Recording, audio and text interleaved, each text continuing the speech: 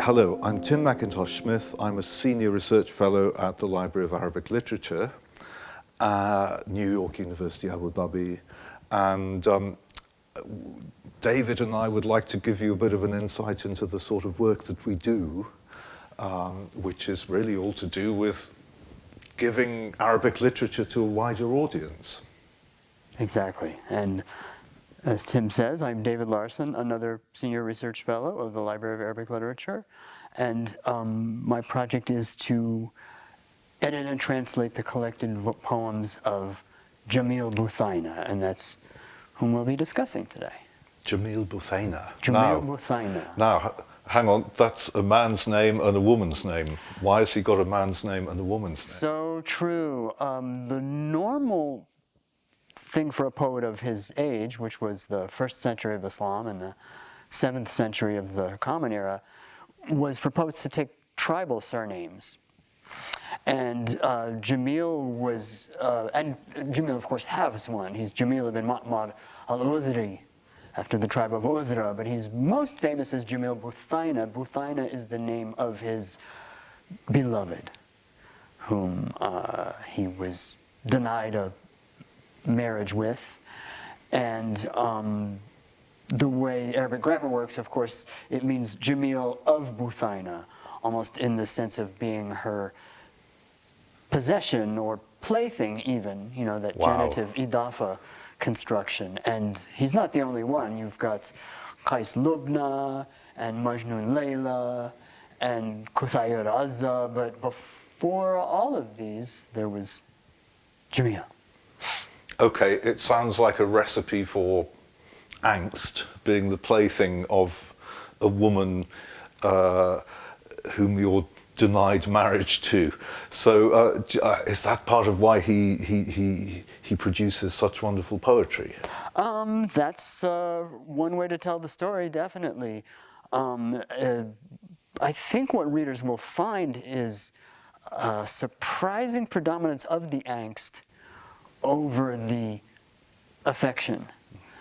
Because in fact he does speak in outraged tones towards Buthaynah, as if it were all her fault, as if she were the one withholding, when in fact what the prose accounts tell us is that she was equally in love with him, but it was really her family that opposed the match and married her off to one Nubai. And as for this being a spur to his poetic excellence, that's certainly debatable. Okay. Well, let's go back to kind of beginnings. And you mentioned the tribe he came from. And can you give us a bit of a background? You know, which part of Arabia did he come from? And what was his kind of social background? The tribe of Udhra was a pastoral nomadic tribe active in what was then called Wadi al-Qura and is now the Al-Ula department of Saudi Arabia. So it's West Arabia.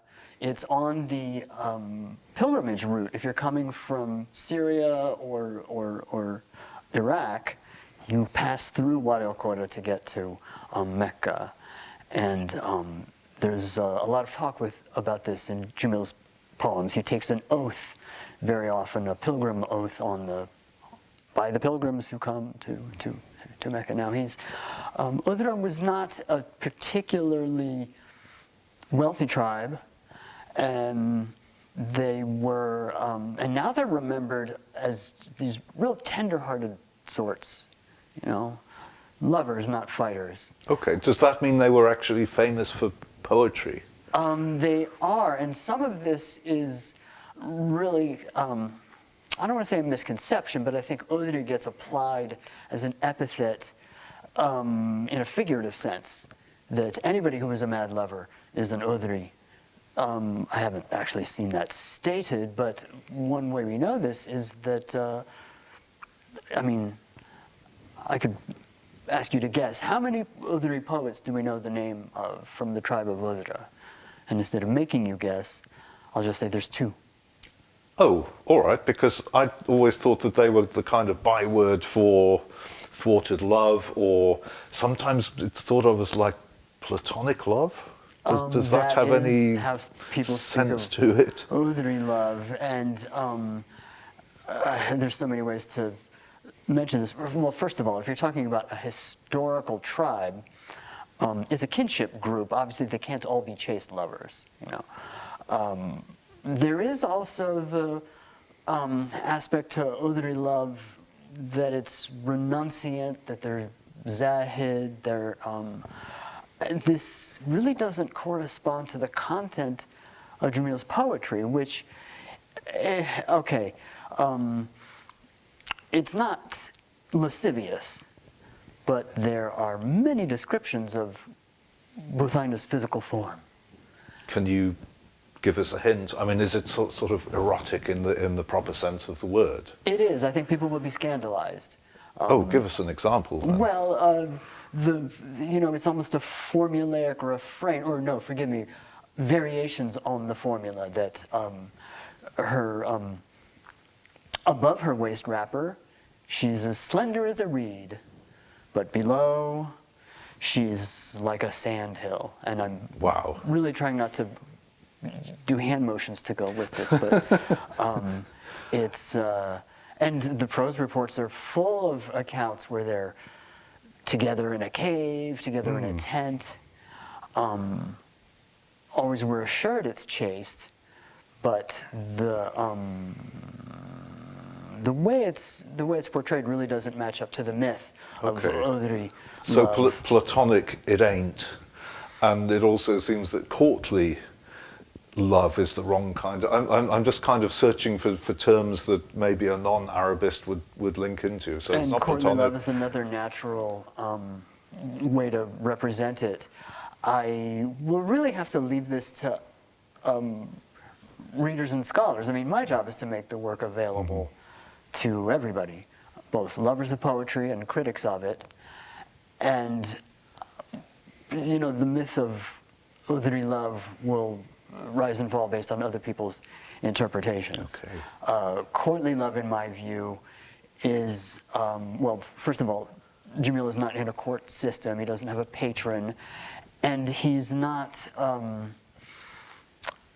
doing exploits in his beloved's name off scene. Everything that Jamil does revolves around Buthaynah in some way. Yeah.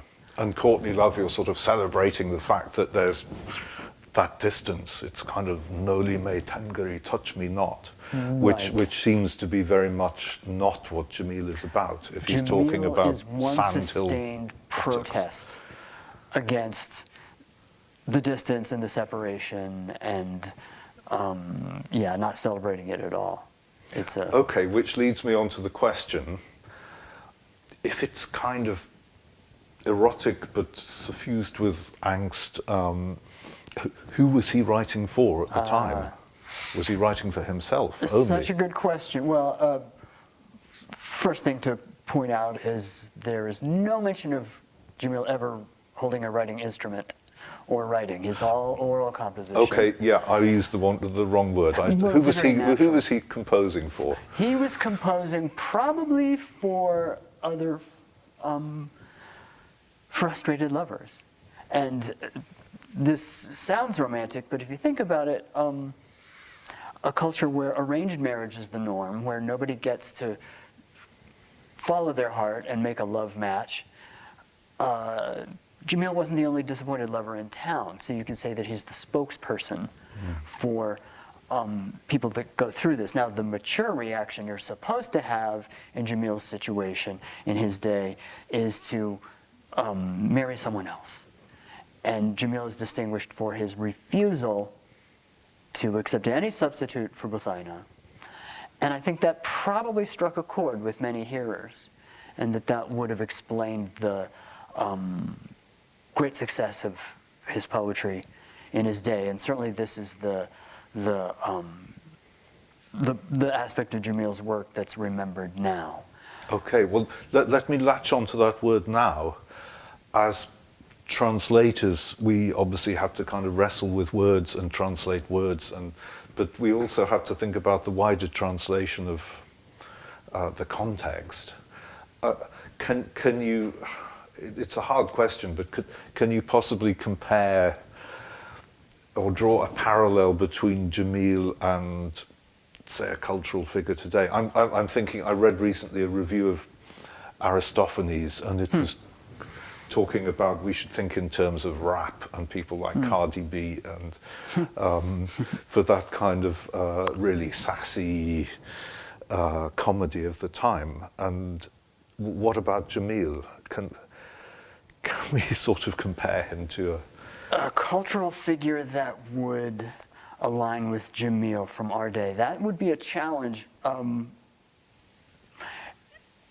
one regard, celebrities form matches and break up all the time, and they have to be somewhat circumspect about it. We've decided to uncouple, and we're still friends and always. I mean, with Jamil, there's none of that. I can't imagine a figure in our day making such a prolonged show of their heartbroken disappointment. That said, well, here's where you would put Jamil in the sort of in a possibly a rap or in a hip hop frame, is that he's great at battle rhymes, battle raps. Okay, that's surprising because Yeah. I think of him as the lover, the thwarted lover, but he's also talking about war. Definitely, and also just it's a, I think Jamil was many things to many people at one time, and now he's really only one. And that is part of my job, is to re-expand all the things that Jamil was known for. And, there's a remark in Kitab al-Ghani where it's Hassan ibn Thabit's son, Abdullah, who says, Jamil was the best at invective and nasib, erotic poetry. But he mentions hijab invective first. Yeah, well, if you can do that for Jamil, you'll be doing him a great service. Yes, I regret to say that not enough of the invective has survived, but what there is, I will certainly be doing my very best to bring that to the forefront and to the surface. There is also a lot of concern for Jamil in terms of tribal genealogy. That's something I at least have to flesh out for readers, but a kind of partisanship of the so-called southern Arab tribes. We don't have to go too deeply into this, but it's just another aspect of what his work represented to his hearers and his latter day. With there being the kind of supposed great divide between northern Arabs and Yes. southern Arabs, which was very much developed and sort of politicized in Jamil's time. Yes, and Jamil is definitely he's enlisted in that. It's hard to tell what's attributed to him and what he's directly responsible for. And yet, even in the tribal fakhr, that's to say the boasting, I recognize traits that are, to me, they have Jamil's thumbprints all over it. So, Okay, let's go back to Buthaynah, because she's obviously, if there wasn't a Buthaynah, there wouldn't have been a Jamil, at least in the sense we usually think of him, as the thwarted lover. And you said, I think, that he blamed Buthaynah for his woes. Did she get a look in? Did she get her own back at all? Yes, definitely. She's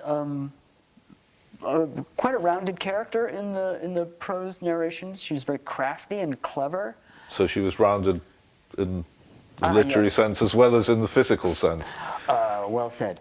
She's, as I say, in the prose reports, she's represented as being very much in love with Jamil and heartbroken at the circumstances that keep them apart.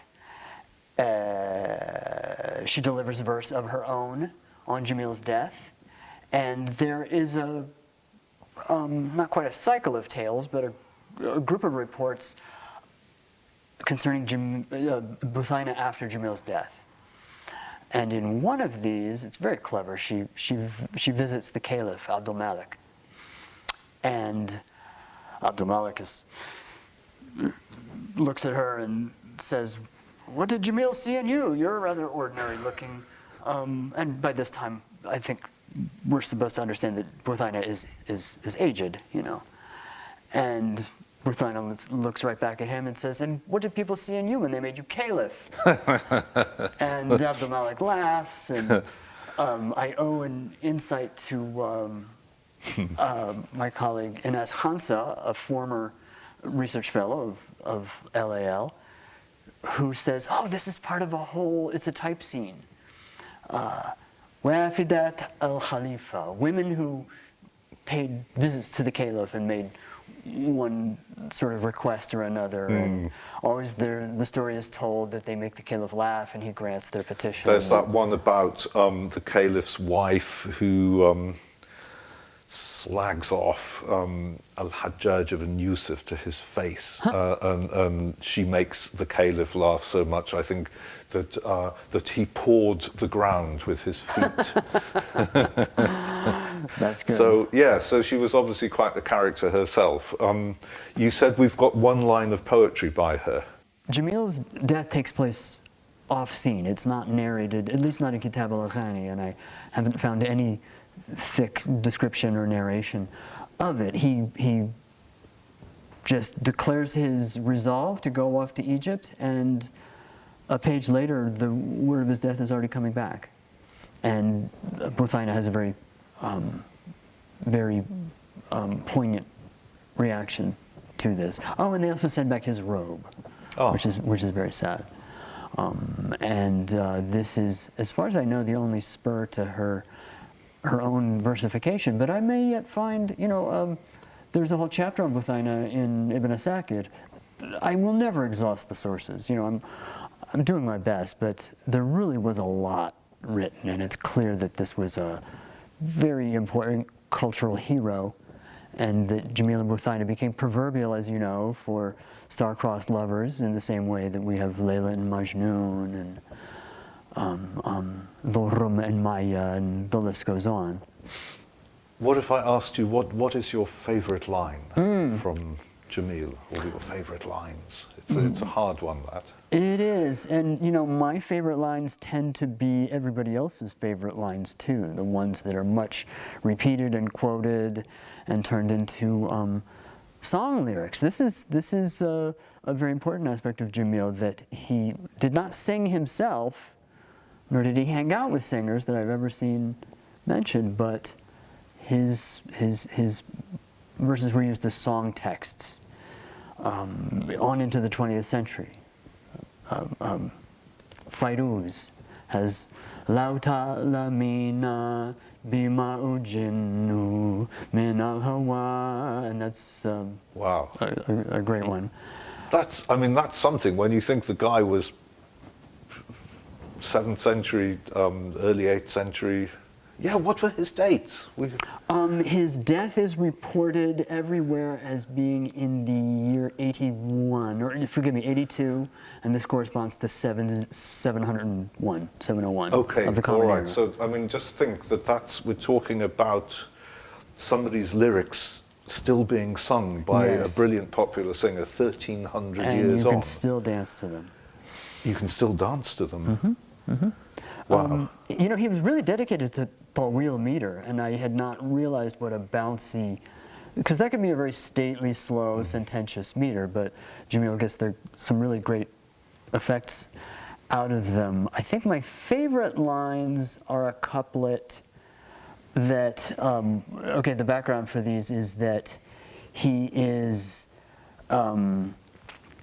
always being persecuted by Buthaynah's cousins and her brothers and her father, and they've vowed to spill his blood, and so there's many variations in his verse on this one particular boast, and it goes like this. The one example is "وَنَبِئْتُ قَوْمًا فيك قد نظروا دمي فليت الرجال المؤيدين لقوني إذا ما رأوني مقبلا عن جنابة يقولون من هذا وقد عرفوني. Which means I've been warned they're out to spill my blood over you, Buthaynah. I wish they'd try it. But every time they see me coming down the pathway, they say, "Oh, who's this?" But these men know me.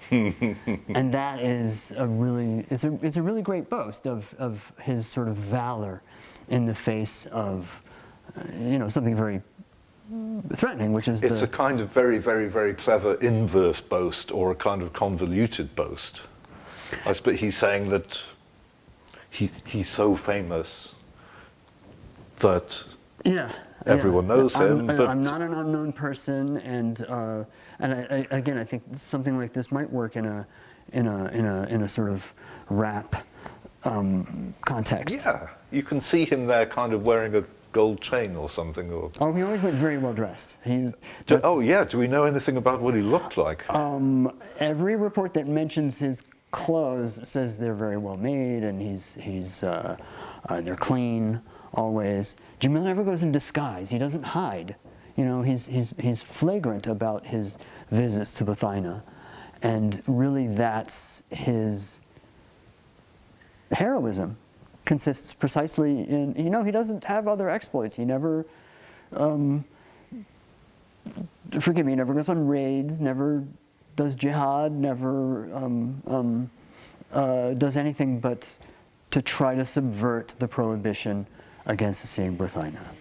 Again, until the last minute decision to go to Egypt. Well, it seems that his jihad is love. Exactly.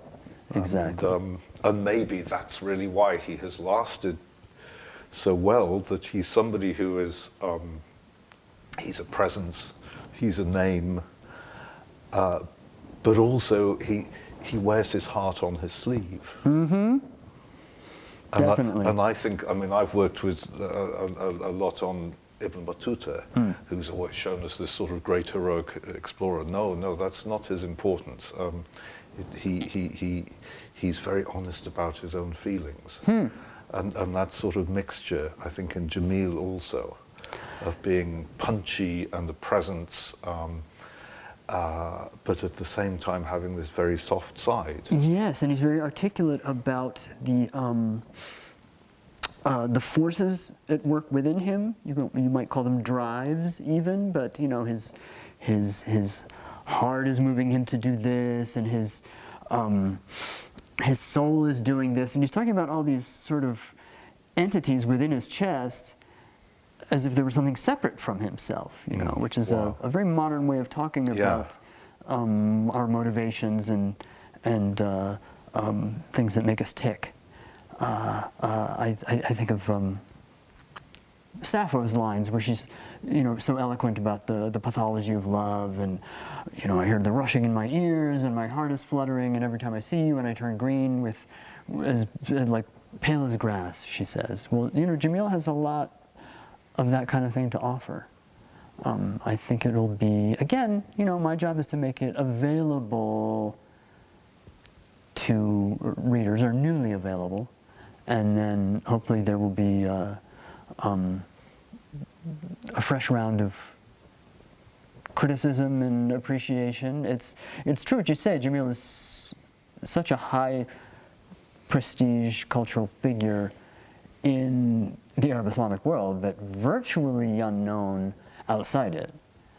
At least I don't think he has much of a footprint, so to speak, in English language. And that's why what you're doing is so important, because you are, in a sense, perhaps you don't have to translate the figure himself, you have to translate his words, but that sort of humanity and, after all, what most of us want to read about is aspects of ourselves. I think this is, readers are, all of us, we're very, very egotistical, and when we can see somebody going through what we've been through, or expressing in an eloquent way, this humanity that they share with us, then it makes your job as a translator a thorough delight. So I wish you Thank you. all the very best for bringing Jamil to a much bigger audience. Well, it is a great responsibility and an honor even to be at the job. And as for its fate in the world when it's out of my hands, well, that's really up to the global readership to decide. But for the time being, yes, it's all, private to me and almost sort of like a secret treasure. But what's a secret treasure for? But to release it into the wild, and yeah, that's my. I'm really looking forward to its reception. All the very best. Thank you, Tim.